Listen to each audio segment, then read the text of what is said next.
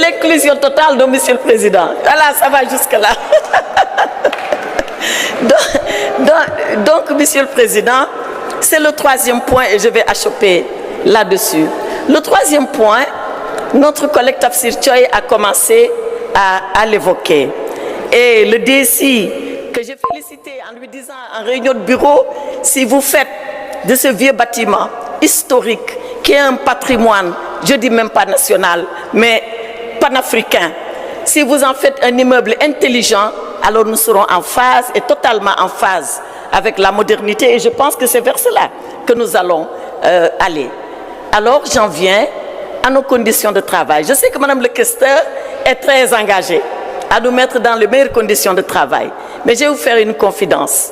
La première fois quand j'ai été nommée présidente de groupe parlementaire, je voulais avoir une salle de réunion pour le groupe parlementaire. On m'a dit qu'elle n'existait pas. Que même la majorité, je pense, est logée à la même enseigne. Que nous allons emprunter des salles selon la disponibilité et comme très souvent, elles sont très occupées et comme elles ne sont que deux, vous voyez un peu la raréfaction de l'outil de travail de ce point de vue.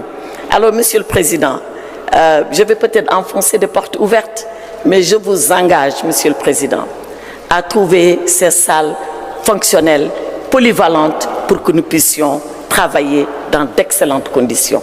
Que chaque député ait envie, le matin, après sa toilette, après son café, après sa prière, après son café, de courir vite à l'Assemblée nationale parce qu'il y trouve le confort et tout le confort qu'il lui faut pour être sur le travail et sur le fil du travail ininterrompu.